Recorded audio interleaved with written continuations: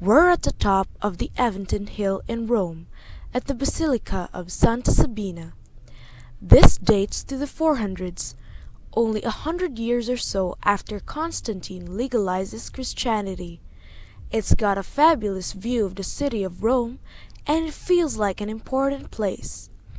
The great ancient Roman temples were on nearby hills, like on the Capitoline Hill was the ancient pagan temple dedicated to Jupiter. And so it makes sense to be here to speak of the new official religion of the Roman Empire. Now, the early Christians did not invent an entirely new architecture. Instead, they looked back to large-scale building from ancient Rome. They repurposed the basilica. This was in ancient pagan Rome, an administrative structure. It's interesting to compare the religious structures of the pagan and the Christian.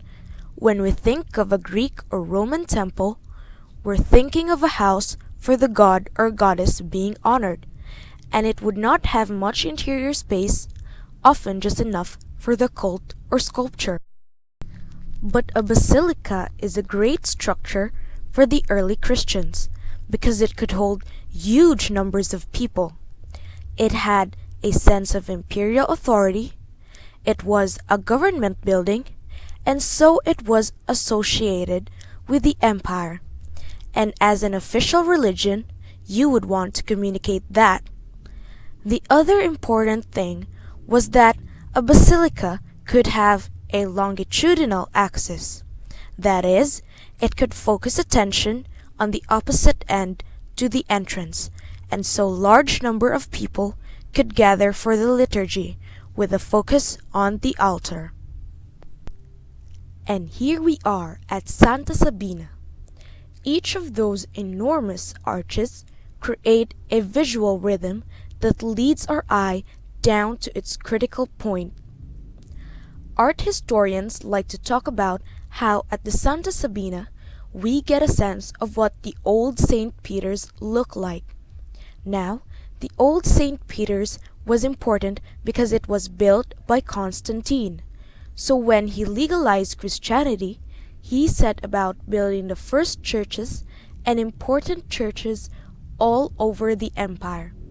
And here in Rome, he commissioned the building of the old St. Peter's, which got rebuilt in the Renaissance. But the original St. Peter's was about 100 years older than the Santa Sabina, so this building gives us a sense of what the building looked like. However, that building did have a couple of important differences.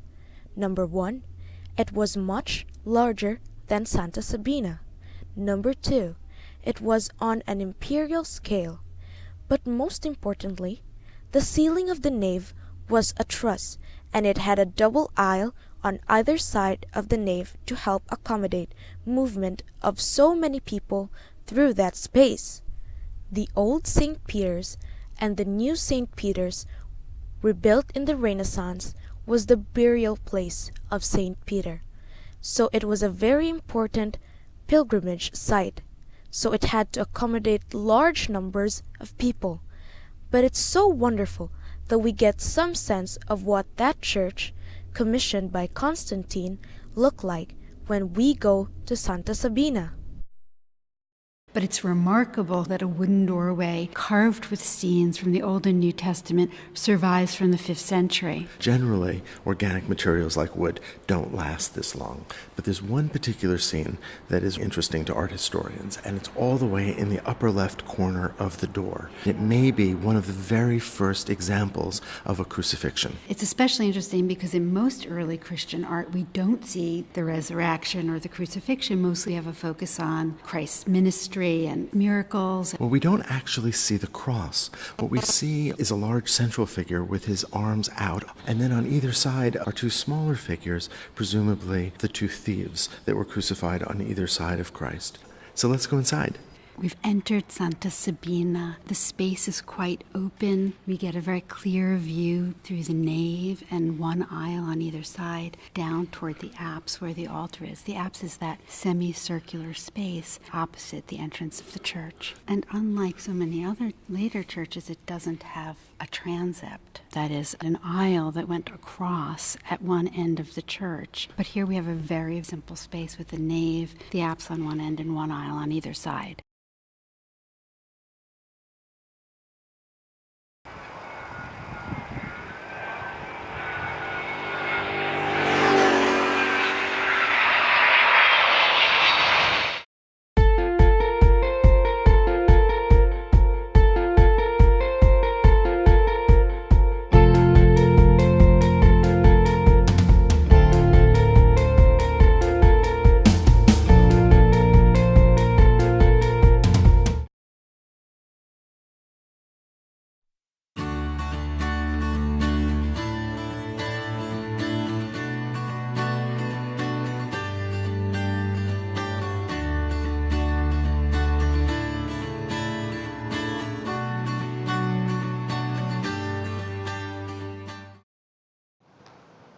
We're looking at a carved wooden doorway that dates from the 5th century.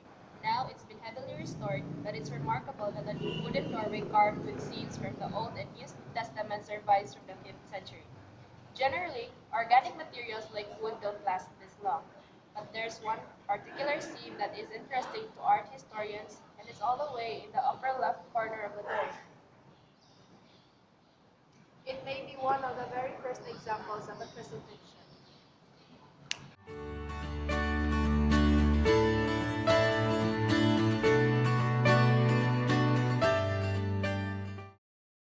So here we are in Santa Sabina. As you can see, we get a very clear view through the nave. And one aisle on either side towards the apse.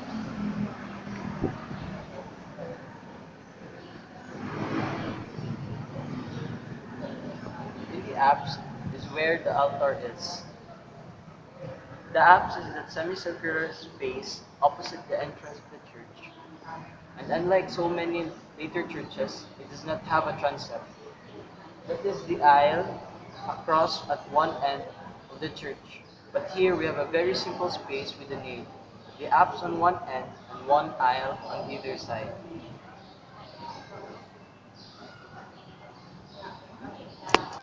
This space is beautifully and softly lit by sunlight coming in from the clerestory.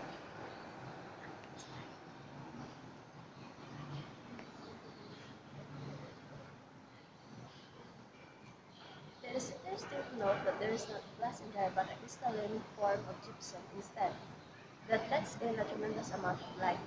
Now this particular church has a flat ceiling above the nave and enormous beams that helps to support it.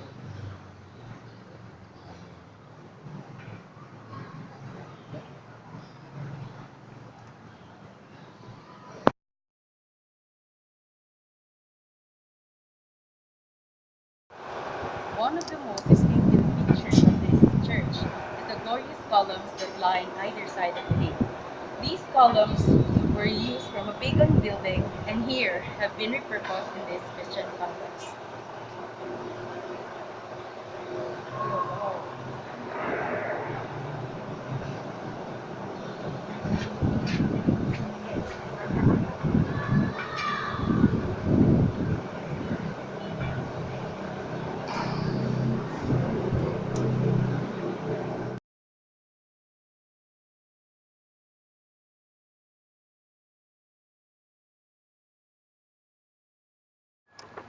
These columns carry a nave arcade of arches. Inspections of the arches facing the nave are images created out of inlaid stone that show a chalice and bread plates, and so repeatedly down the length of the nave we have a reference to the Eucharist.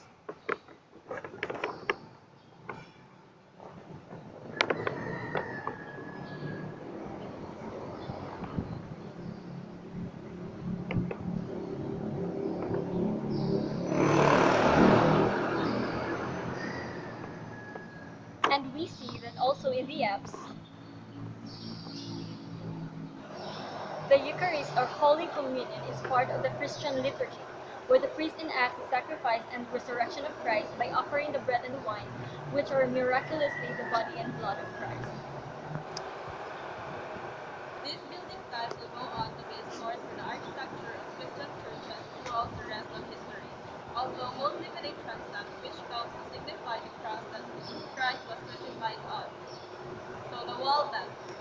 Between the nave and arcade and the clerestory, we have a wall that in most early Christian churches would have contained decoration, fresca, or mosaic. But here, those decorations were gone.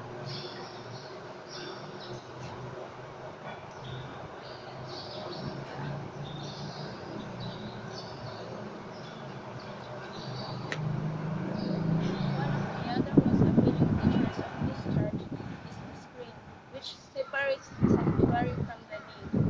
It is elaborately curved.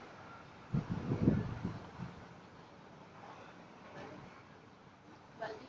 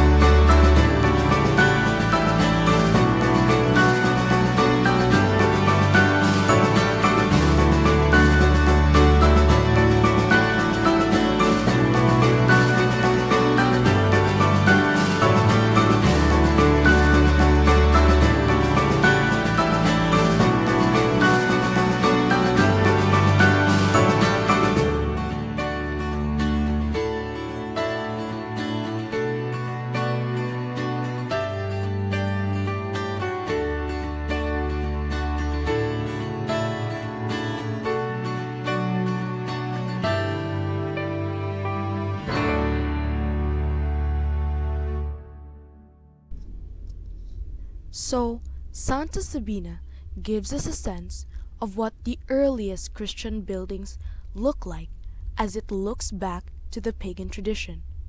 But at the same time, it also sets up the form that so many Christian churches will follow after.